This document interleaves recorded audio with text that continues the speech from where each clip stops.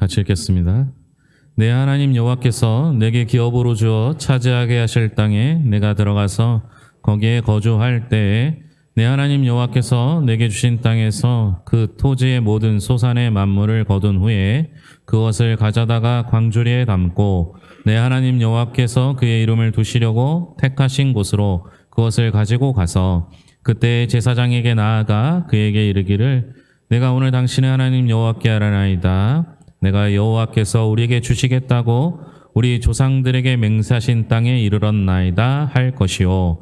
제사장은 내 손에서 그 광주리를 받아서 내 하나님 여호와의 제단 앞에 놓을 것이며 너는 또 내 하나님 여호와 앞에 아뢰기를 내 조상은 방랑하는 아람 사람으로서 애굽에 내려가 거기에서 소수로 거류하였더니 거기에서 크고 강하고 번성한 민족이 되었는데 애굽 사람이 우리를 학대하며 우리를 괴롭히며 우리에게 중노동을 시키므로 우리가 우리 조상의 하나님 여호와께 부르짖었더니 여호와께서 우리 음성을 들으시고 우리의 고통과 신고와 압제를 보시고 여호와께서 강한 손과 편 팔과 큰 위엄과 이적과 기사로 우리를 애굽에서 인도하여 내시고 이곳으로 인도하사 이 땅 곧 젖과 꿀이 흐르는 땅을 주셨나이다.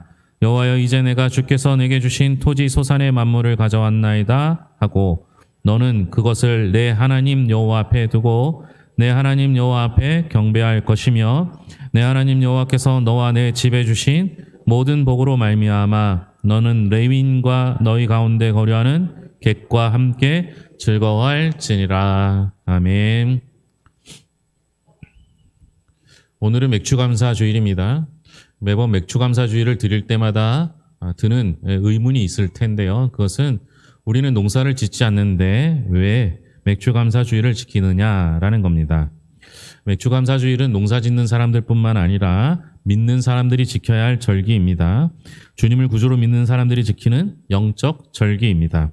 그러므로 맥주감사절의 의미는 매우 중요합니다. 오늘은 이것을 다시 묵상하는 시간을 가지려고 합니다. 오늘 본문에 보면 첫 열매의 의미에 대해서 정확하게 나오고 있죠. 본문에서는 토지 소산의 만물이라고 표현되어 있습니다. 이는 그냥 가나안 땅에서의 첫 열매라는 의미가 아닙니다. 이스라엘을 출애굽시키시고 광야에서 인도하시고 결국 가나안 땅으로 이끄신 하나님의 은혜에 대한 고백입니다. 가나안에서의 첫 열매를 손에 쥐고 하나님께 드리며 이 모든 것이 주님의 은혜로 이루어진 것이라는 고백의 순간인 것이죠. 그러므로 첫 열매는 하나님을 향한 믿음을 고백하는 신앙 고백이 됩니다. 어떤 목사님은 이것을 하나님을 믿느냐 안 믿느냐 이 정도까지 중대하다라고 말합니다. 첫 열매는 나를 인도하시는 하나님, 내 삶을 이끄시는 하나님, 그리고 이렇게 완성하셔서 열매까지 얻게 하시는 하나님의 지키심에 대한 신앙 고백이 됩니다. 그래서 이스라엘을 이 첫 열매를 하나님께 드림으로 자신의 믿음과 감사를 표현한 것이 될 것입니다. 성경을 보면요, 첫 것에 대한 얘기에 집중하는 것을 보게 됩니다. 왜냐하면 이는 믿음의 여부를 결정하는 것이기 때문에 그래요. 처음의 것을 드리는 건 모든 것을 드린다라는 의미를 갖고 있어요. 우리도 옛날에 보면 저도 불만이었어요. 첫째가 제일 중요한 거예요. 특히 어른들, 할아버지들, 할머니들 그리고 부모님들은 첫째가 제일 중요해요. 얼마나 애지중지 귀하게 키웁니까? 제가 둘째라서 늘 서운했어요. 그런데 의미 자체가 그런 거예요. 첫째가 중요한 게 아니라 첫째를 통해서 모든 이들을 잘 되게 하는 거죠. 그러니까 첫 아들을 또 첫 자녀를 하나님께 드림은 우리 모든 자를 하나님께 드린다라는 고백이 그 속에 담겨 있는 것입니다. 마찬가지입니다. 이스라엘도 첫 아들을, 이거 아마 동서고금을 막론하고 마찬가지일 것 같아요. 애굽도 그랬어요. 이스라엘이 애굽에서 종노릇할 때, 종살이 할 때 하나님께서 그들을 그곳에서 출애굽 시키십니다. 그때 그들이 말을 듣지 않자 재앙을 하나씩 내리기 시작하는데 그 마지막 재앙이 장자의 죽음이라는 재앙입니다. 그러니까 첫 아들을 죽이신 거예요. 무슨 경고입니까? 하나님께서 장자를 죽게 하신 것은 애굽 전체를 멸하실 수 있다라는 의미를 담고 있는 것이죠. 결국 그것으로 인해서 애굽의 바로 왕이 그만 포기를 선언하고 이스라엘 백성들을 놓아주게 됩니다. 그런데 그 과정에서 이스라엘 백성들의 장자들은 죽지 않아요. 어떻게 됩니까? 양의 피를 문설주와 임방에 바름으로 인해서 그것을 넘어가는 유월절을 경험하게 됩니다. 그리고 그 유월절, 장자의 죽음의 첫 열매를 뜻하는 것이 신약에서 예수 그리스도가 됩니다. 그래서 예수 그리스도는 부활하여 잠자는 자들의 첫 열매가 되셨다라고 하시죠. 하나님께서 우리에게 예수 그리스도를 첫 열매로 우리한테 주신 거예요. 그러면 바꾸어 생각하면 무슨 의미가 됩니까? 하나님의 전부를 내게 주신 거예요. 우리 하나님께서 내게 그 전부를 주시는 것이죠. 우리도 첫날, 첫 해, 처음, 첫 것, 첫 자녀를 하나님께 드림으로 우리의 모든 것을 드린다라는 의미를 담았으면 좋겠습니다. 그래서 하나님께서는 이스라엘 백성들을 향하여 첫 열매를 드리라라고 요구하셨고 그들 중에 구별하여 레위 지파를 하나님께 드리게 하셨습니다.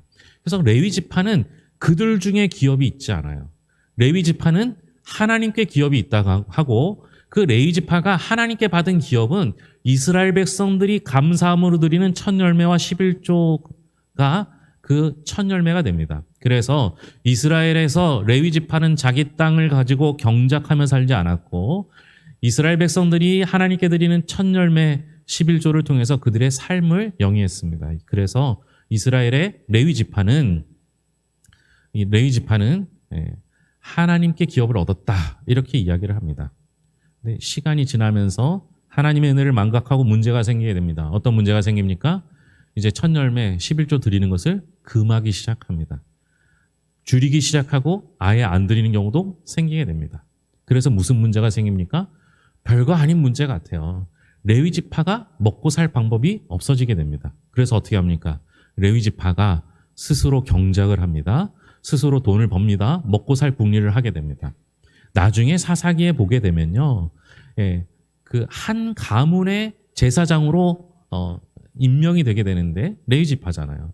그런데 어떤 과정을 겪습니까? 돈을 주고 월급을 주기로 하고 한 가문의 제사장이 되게 됩니다. 나중에 단지파 것을 빼앗아서 자신들 지파의 제사장으로 삼게 되는 것이죠. 여러분 이런 일이 생긴 거예요. 레위 지파가 하나님께 기업을 받지 못하고 스스로 경작하고 살아야 되는 형편이 됐던 겁니다. 문제는 레위 지파에게만 어려운 일이 생긴 게 아니에요. 이것으로 인해서 레위 지파가 해야 할 성전을 돌보는 일, 예배하는 일이 소홀해지기 시작했습니다. 결국 이스라엘 백성들에게 있어서 예배가 소홀하게 됐던 것이죠. 첫 열매를 드리지 않았는데 이렇게 예배가 소홀히 되는 일들이 벌어졌습니다. 그 결과 어떤 일이 일어납니까? 바벨론에 의해서 이스라엘이 멸망하게 됩니다. 여러분 아무것도 아닌 것 같아요. 내가 첫 열매를 안 드렸는데 그냥 넘어갔는데 그것으로 인해 레위 지파가 하나님께 기업을 받지 못하고 스스로 경작하고 돈을 벌기 시작하면서 예배가 문제가 생기고 결국 이스라엘 전체가 무너지는 경험을 하게 됩니다. 나중에 이스라엘 백성들이 바벨론 포로에서 돌아와서 그들이 생각하기에 왜 우리가 이렇게 어려움에 처했을까 판단해 보았더니 그것이 하나님께 첫 열매를 드리지 않았음을 스스로 판단하게 됩니다. 그리고 느헤미야 10장 35절에서 이렇게 고백합니다. 해마다 우리 토지 소산의 만물과 각종 과목의 첫 열매를 여호와의 전에 드리기로 하였고 이제 결단합니다. 하나님 앞에 첫 열매를 드리지 못함으로 인해서 이런 문제가 생겼고 약이 되었는데 이제 다시 회복하자. 예배를 회복하는 정도가 아니라 첫 열매 11조를 하나님 앞에 드림을 회복하자. 이게 그들의 신앙 회복의 우선순위가 되었던 것입니다. 사랑하는 성도 여러분, 우리가 이 한 해의 중간에 맥주 감사절을 드리는 것은 이 예배를 통해서 하나님께 드림이 기쁨이 되고 내 전부를 하나님께 드리겠다는 고백이 되어야 할 줄로 믿습니다. 사실 오늘 말씀에는 맥주 감사절이라는 말이 정확하게 언급되지 않습니다. 성경 전체에서 맥주절을 지켜라 라고 한 부분은 명확하게 딱 말한 곳은 딱 한 곳밖에 없죠. 그러나 맥주 감사 주일에 첫 열매를 드린다라는 의미를 담으면 오늘 본문의 말씀을 사실 많이 인용하기도 합니다. 그런데 여러분 한번 보세요. 오늘 본문의 말씀은 신명기서의 말씀입니다. 신명기서의 말씀을 모세가 하면서 다시 이스라엘 백성들에게 하나님의 명령을 기억시킵니다. 근데 여러분 아직 가나안 땅에 안 들어갔어요. 아니 모세는 들어가지도 못했잖아요. 첫 열매가 있지도 않습니다. 그런데 가나안 땅에 들어가면 첫 열매를 드려야 한다라고 강조합니다. 우리가 농사를 짓지 않아도 알 수 있잖아요. 쌀은 6개월, 적어도 1년, 6개월에서 1년 정도 지나야지 우리가 무엇이든 열매를 얻을 수 있잖아요. 그런데 가나안 땅에 들어가지도 않았는데 첫 열매를 드려야 한다라고 말한다면 뭐라고 생각하시겠습니까? 너무 이르지 않습니까? 열매를 거두면서 말해도 될 텐데 왜 이 이야기를 지금 하고 있을까요? 그것은 모세가 생각하기에 첫 열매가 중요하기 때문입니다. 그건 지금까지 설명했으니까. 두 번째, 왜 모세가 지금 얘기하느냐? 지금 아니면 안 되기 때문입니다. 모세는 가나안 땅에 들어가지 못했습니다. 곧 죽을 시간만 남아있는 모세였습니다. 그러니까 마지막 얘기해야 되는데 그 얘기를 지금 하고 있는 거예요. 모세가 가나안 땅에 들어가지 못해서 당부하는 것이라면 그럴 수 있습니다. 그런데 여러분, 이 당부에는요, 전제가 두 가지가 깔려 있어요. 모세가 생각하는 확신한 것이 있어요. 그게 뭐예요? 이스라엘 백성들이 아직 가나안 땅에 들어가지 못했지만 반드시 가나안 땅에 들어갈 것. 이게 첫 번째 전제예요. 두 번째 전제는 뭐예요? 그 땅에서 반드시 그 땅에서 나는 소산을 먹을 것. 이 두 가지 전제가 깔려 있는 거예요.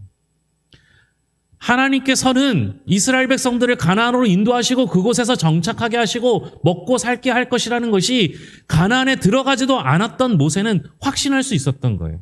모세는 하나님에 대해서 의심하지 않았어요. 근데 뭐가 걱정되는 거예요? 이스라엘 백성들이 걱정돼요. 이스라엘 백성들은 그곳에 들어가면 하나님의 은혜를 망각하고 하나님께 첫 열매를 드리는 것을 못할지도 모른다라는 의심을 모세가 하고 있는 거예요.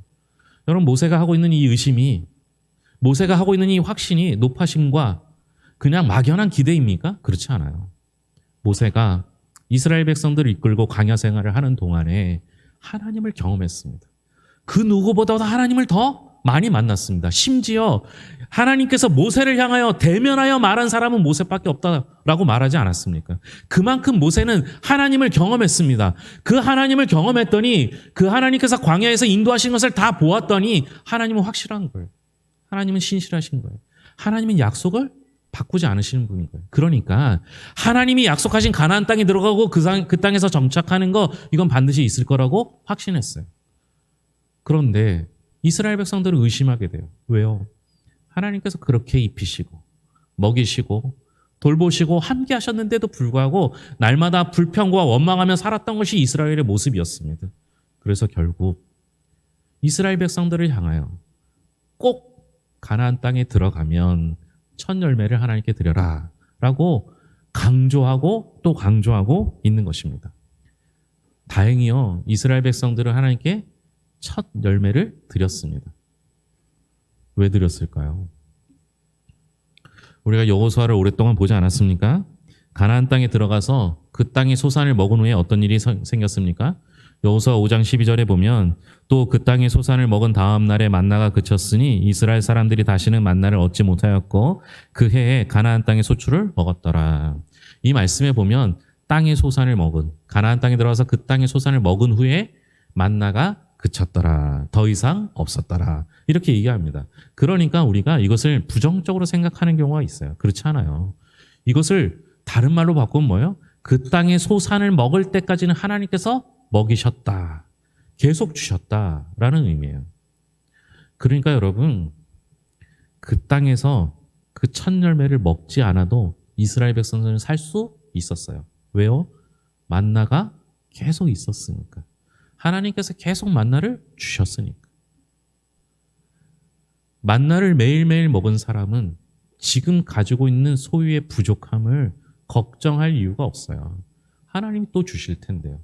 하나님이 채우실 텐데요. 하나님이 입히실 텐데요. 뭐가 걱정이겠습니까? 그런데 여러분, 사실 우리가 살아가는 동안에 그렇게 쉽게 되지는 않잖아요. 저도 그 시대를 지나지는 않았는데요. 저도 책으로나 봐서 아는데 우리 때는 교과서에 그게 있었어요. 보릿고개. 기억나십니까? 가을에 추수하고 그 다음 해에 추수할 때까지 먹고 살아야 되는데 점점 곡식이 떨어져요. 그러면 먹을 게 없어서 나중에 풀떼기라고 하죠. 그리고 심지어 나무 껍질을 벗겨서 먹었던. 그래서 항상 문제가 있었잖아요. 아팠잖아요. 그런데 그렇게 겨우겨우 연명하면서 살다가 드디어 보리가 열리기 시작합니다. 그 처음 것, 나무 껍질 먹으면서 살다가 그 처음 보리를 드릴 수 있습니까? 얼마나 힘든 일입니까? 우리도 이제 겨우 코로나를 극복하고 있습니다. 그런데 경제는 더 어려워졌습니다. 우리 교회만 해도 은퇴하신 분들이 많습니다. 내일을 준비해야 하는데 그런데 어떻게 그 첫 열매를 드릴 수 있겠습니까? 근데 여러분 한번 생각해 보세요. 지금까지 우리가 살아오지 못했습니까? 부족했으면 했지만 또 연약하면 했지만 그러나 우리가 살아가는 동안에 단 한 번도 하나님의 도우심이 없었던 적은 없습니다. 늘 우리에게는 하나님이 먹이시는 만나가 있었습니다.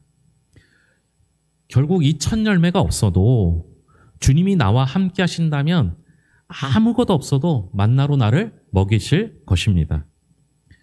오늘 했던 찬양 중에 내 영혼이 은총 입어 라는 찬양이 있습니다. 제가 이 찬양을 정말 좋아합니다. 제일 좋아하는 부분은 후렴 마지막 부분에 있는 주 예수와 동행하니 그 어디나 하늘나라. 이 부분이 좋아요. 만약 덧줄이라면 하늘나라가 제일 좋아요. 늘 하늘나라를 품고 살았으면 좋겠어요. 그런데 주 예수와 동행하니 그 어디나 하늘나라가 되기 위해서 우리에게 필요한 것 하나가 첫 소절에 나오죠. 내 영혼이 은총 입어. 여러분 오늘은 전반기를 마무리하고 후반기를 시작하는 맥주 감사 주일입니다. 우리에게 필요한 것은 소유의 넉넉함이나 건강이나 가족이 아닙니다. 우리에게 오늘 필요한 것은 내 영혼이 은총을 입는 것입니다. 아니 그 은총을 기억하는 것입니다. 만나를 먹었던 그 은혜의 기억이 필요합니다. 모세가 확신했던 이유는 주님께서 인도하심을 경험했기 때문입니다. 오늘 우리가 불확실한 미래지만 그래도 감사할 수 있는 이유는 후반기에 아무것도 없어도 내게 아무것을 주시지 않아도 만나로 먹이시고 불과 구름으로 인도하시고 의복과 신부를 공급하실 것을 믿기 때문입니다.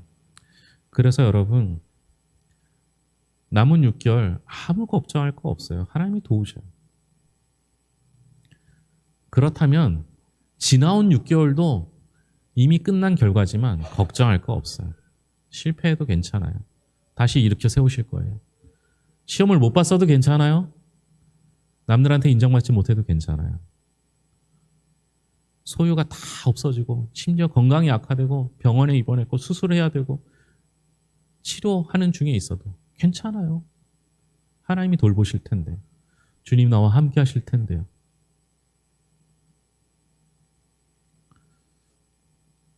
지난주에 경북 의성에 다녀왔습니다.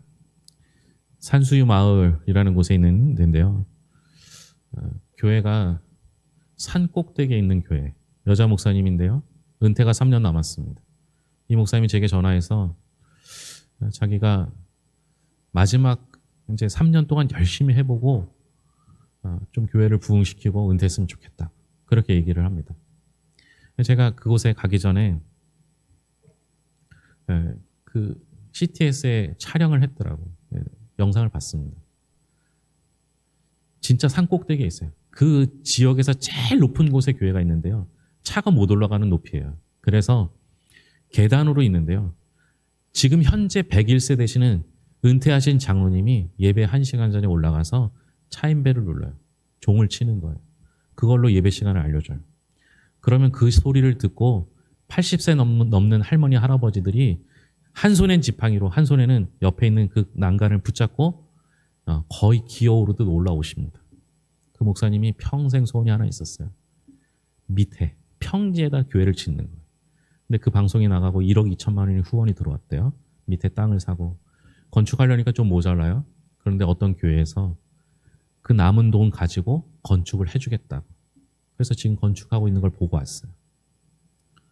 그런데 그 교회 목사님이 저를 불렀는데 제가 무섭더라고요. 가서 뭘 해드려야 되나. 저보다 훨씬 잘하는 것 같은데.